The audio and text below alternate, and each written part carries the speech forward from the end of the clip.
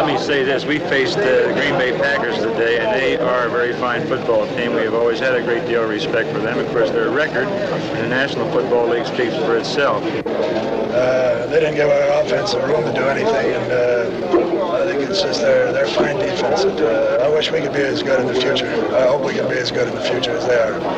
They have a solid ball club. They're just really tough, I guess you'd have to say.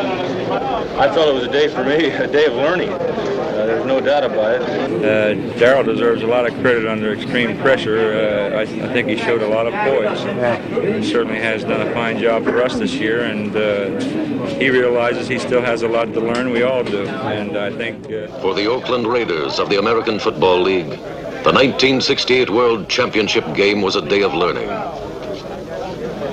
For the Green Bay Packers of the National Football League, it was another day of victory. I just like to say that I am real pleased with everything, and I'm very, very, very grateful, really, believe me. I think they got a great bunch of boys, and they simply deserve what they got. The Packers' reward was the biggest football can offer, a world championship. For the second straight year, Coach Vince Lombardi received the championship trophy from Commissioner Pete Rozelle. Lombardi, second world championship. I hope this is a habit. It's become a semi-habit, Vinny. Congratulations for the second year in a row. Wonderful performance by a fine football club and a great coach.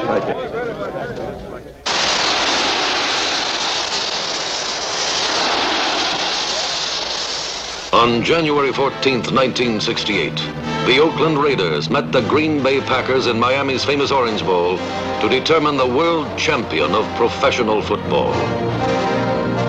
Call it loud and clear while it's in the air. I'm going to let it hit the ground. It is tails, and Oakland has won the toss. We'll see. They want the football. We will defend this goal here. Okay.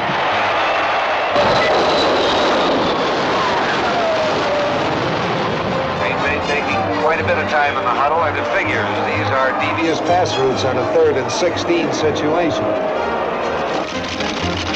The game's television audience totaled over 70 million viewers, more than 1/3 of the entire population of the United States.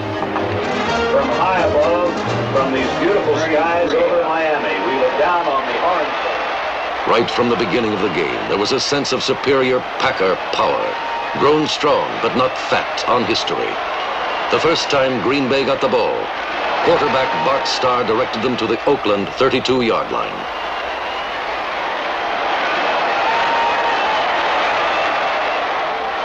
Don Chandler kicked a 39-yard field goal to give the Packers a 3-0 lead.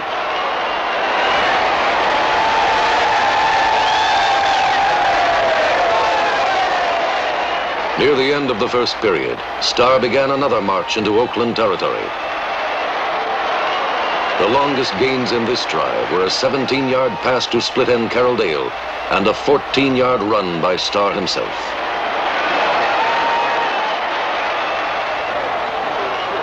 Get that Starr! Yay! Atta baby boy! Atta baby! Bill, all right, let's work out there. Let's work out there. At the outset of the second quarter, Chandler kicked another field goal, this one from the 20, and Green Bay moved ahead 6-0. Anytime you have a tight 40L and anytime they come in with a tight U, you have to get a call back on the weak side. Throughout the season, Oakland's defensive line, led by Big Ben Davidson, had consistently put pressure on opposing passers. Confident of this rush from the front four, Oakland's cornerbacks developed the habit of playing pass receivers extremely tight to cut off the short pass, assuming that there wouldn't be a long one. This tactic cost them a touchdown in the middle of the second quarter when Starr on first down found Boyd Dowler deep down the middle for a 62-yard touchdown.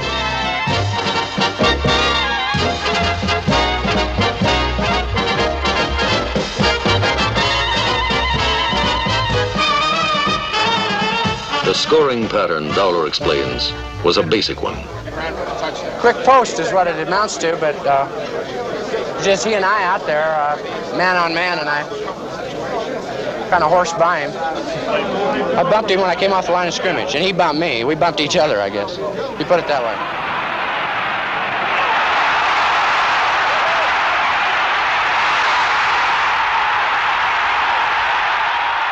Raiders were behind 13-0. But if they were impressed, they did not act it. Hit him from behind like this on top and throw him down. Darryl LaMonica, their young quarterback, went to work with poise and efficiency. He ran Hewritt Dixon and Pete Banaszak into the line, and for the first time in the game, they made good yardage. LaMonica then switched to his passing game and moved the Raiders to the Packer 23 with 2 well-directed throws.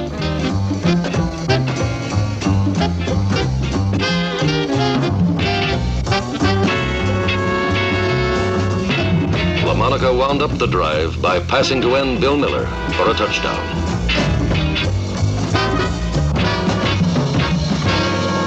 The strategy which resulted in Oakland's first score is worth reviewing. The touchdown play came out of a double wing formation that was designed to flood the left side of Green Bay's secondary with 3 potential pass receivers. One of them, Bill Miller, found an open spot just beyond linebacker Dave Robinson. Miller pulled in LaMonica's perfectly thrown pass and beat safety man Tom Brown to the end zone.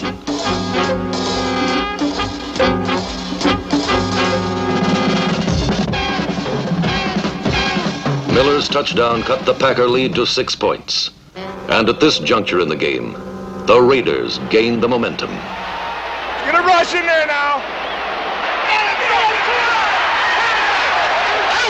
That's the way to hit him. Way to go. Oakland's defense broke down Green Bay's blocking and forced the Packers to punt from deep in their own territory. But Oakland was denied an excellent scoring opportunity when Roger Byrd fumbled Donnie Anderson's short punt, and the Packers recovered.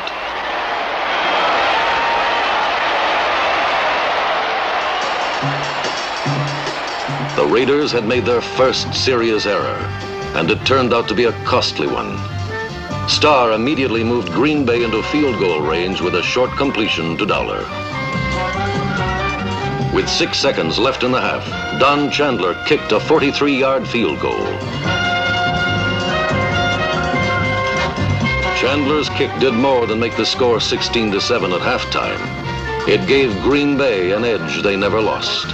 In fact, Packer co-captain Willie Davis felt that this could have been the game's turning point.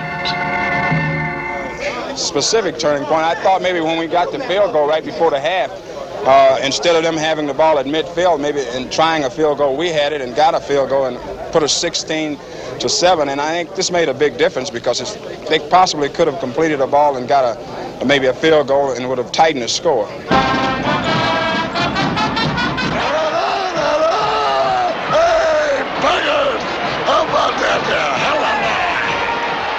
In the third period, Green Bay pried apart Oakland's defenses and assumed complete control of the game. Ben Wilson and Donnie Anderson moved confidently through the Raiders for steady gains. Let's run it down that throat now.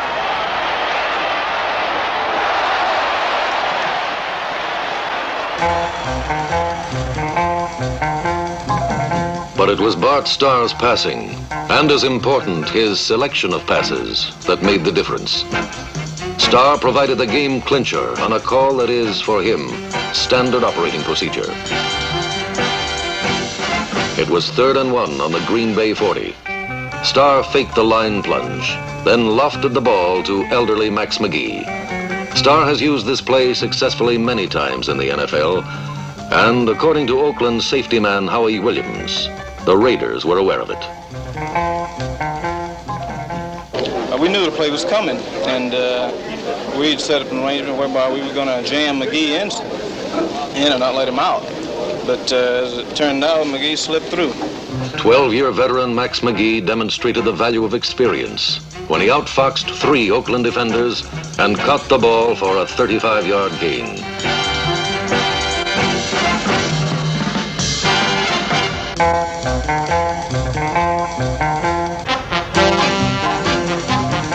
Donnie Anderson caught a shorter pass and brought Green Bay to the Oakland 1.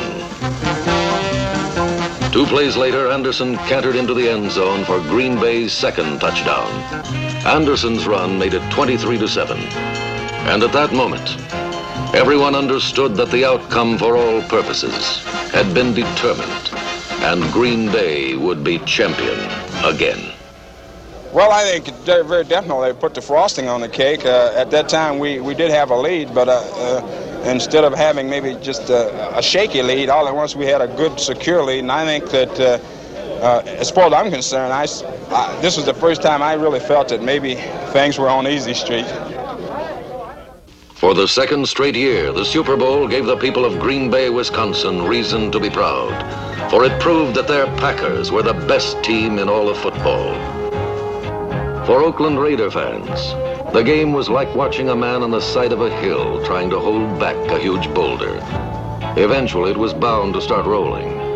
But there were times when the Raiders seemed to be saying that if it did, it would not roll on this day.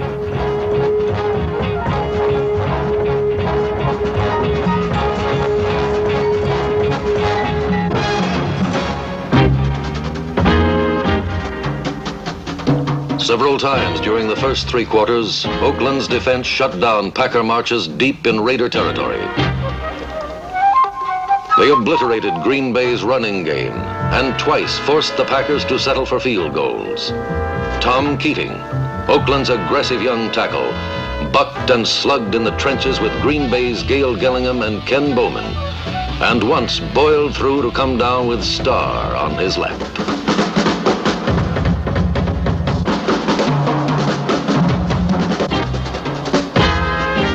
Of Oakland's front four, Keating was the one who caused the most trouble for the Packers.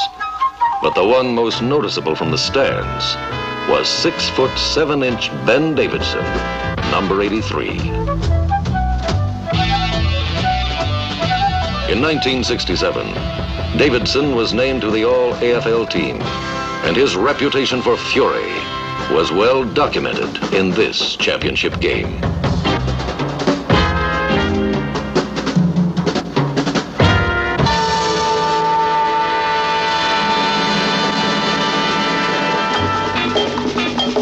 On offense, Oakland was not as impressive, although there were several outstanding individual performances.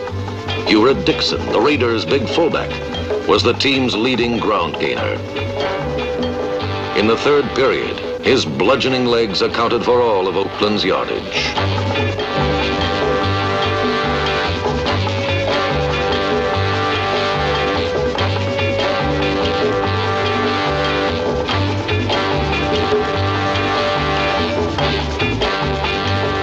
Dixon gained not only 52 yards rushing, but also the respect of Henry Jordan, Green Bay's veteran tackle. Well, he's one of the hardest runners we've met. I won't say he is the hardest because it's hard to compare, but he was doing some real good running out there. In fact, he did a lot just on his own, with no blocking.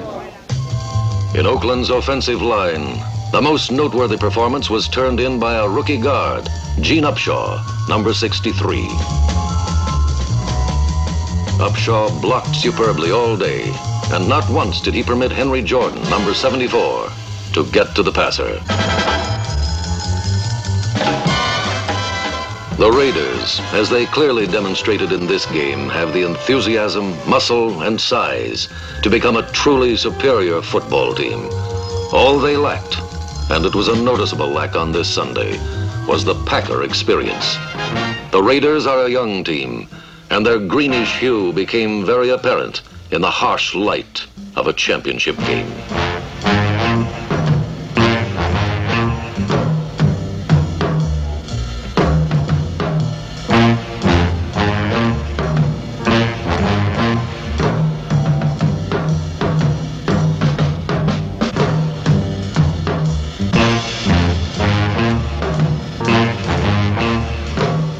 Oakland fumbled 3 times and suffered 1 interception. Green Bay capitalized on nearly every mistake and won the game with professional efficiency.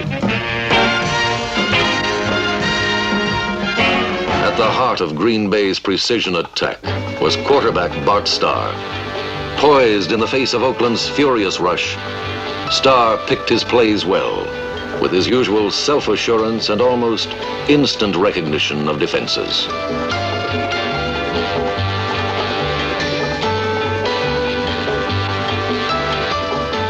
When the Raiders blitzed, Starr usually caught them in it and pitched short passes over the middle to tight end Marv Fleming. But more often than not, he handed the ball to fullback Ben Wilson, who responded by gaining 65 yards. Wilson wasn't supposed to start, but he did, and emerged as the game's leading ball carrier. Wilson also provided the only suspense the game produced when he spent the fourth quarter on the sideline searching for a lost contact lens. I'll be a son of a gun.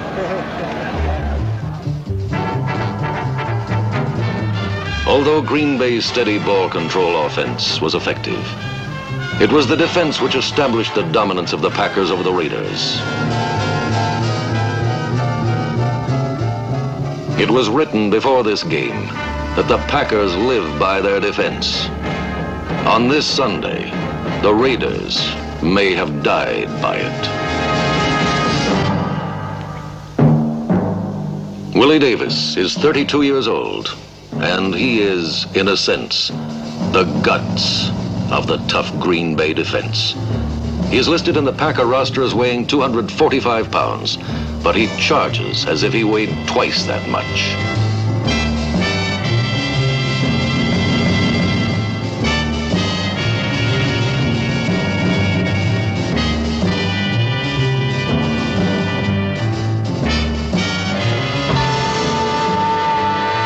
Davis made 7 unassisted tackles, a performance that will not be forgotten by young Harry Shue, the Raider who played opposite him. The greatest that I have come against. He taught me a few lessons a day that I won't forget. Davis explains that Green Bay's defensive strategy was to stop Oakland's outside running. The running outside had been their strongest suit, and I think this was the thing that we had to do. And early in the ball game was cut off the outside run, which we were able to do. And I think this made a difference. In the meantime, our offense got some points on the board, and of course, they were in a different situation.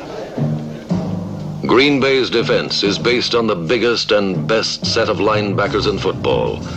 At one corner is Leroy Caffey, number 60, mean and expert after 5 years of consistent play in the NFL. At the other corner is number 89, All-Pro Dave Robinson, whose credentials include speed, balance, and 250 pounds. At 31 years of age, middle linebacker Ray Nitschke has lost most of his hair, but he still plays, as he puts it, with reckless abandon. On the game's first play, he flipped Hewritt Dixon heels over helmet for no gain. When the Raiders tried to run wide, Nitschke shot through the gaps left by Oakland's pulling guards to run down Raider ball carriers from behind.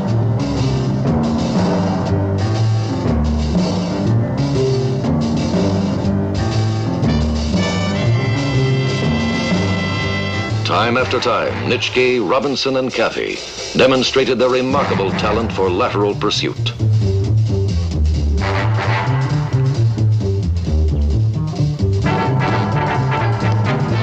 Dixon and Banaszak were unable to turn upfield as Oakland's powerful wide running attack was completely nullified by Green Bay's mobile linebackers.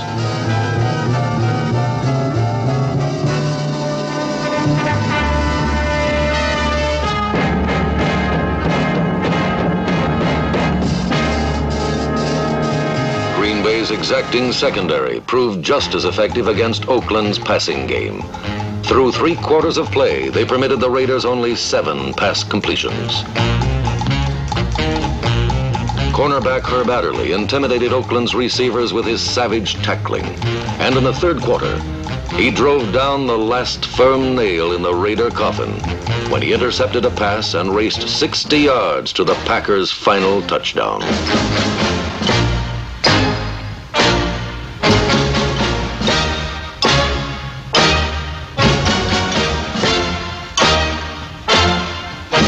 Adderley's interception was the result of his ability to anticipate LaMonica's delivery, and his touchdown was the result of a shattering block thrown by number 77, Ron Kostelnik.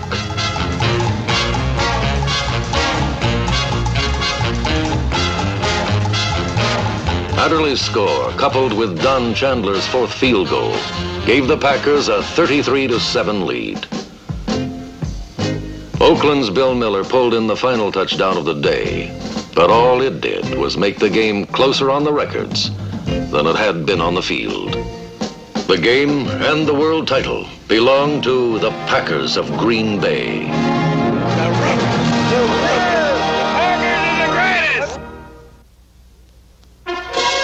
In the final analysis, the 1968 World Championship game will not be remembered for what happened on the field.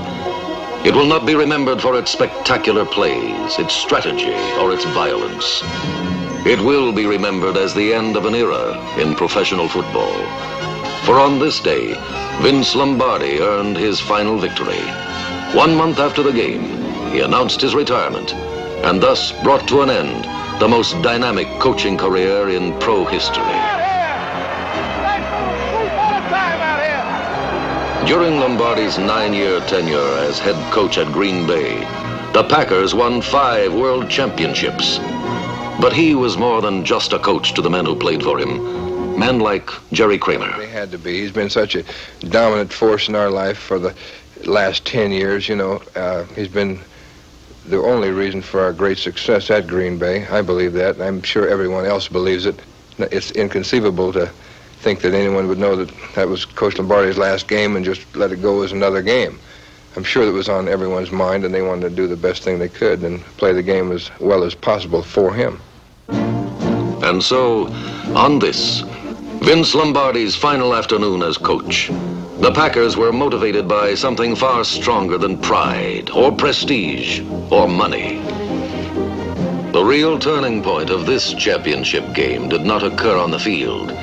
It was not the result of a good kick, a fine run, a hard tackle, or an accurate pass. It occurred in the locker room at halftime, and it was the result of a few words. We had all been pretty aware of the fact that Coach Lombardi was thinking very, very seriously about retirement. And while many of us cuss him or call him names or a number of things, it's something like you might do with your family. You can call your brother something, but don't let anybody else call him the same thing. This is the same way with Mr. Lombardi. We can cuss him, but don't let anybody else holler at him. And we all felt that this was going to be his last game. And I said to the fellas, I said, look, we got 30 more minutes this year. I said, let's give it to the old man. Let's play the last 30 for the old man. That's about all I said.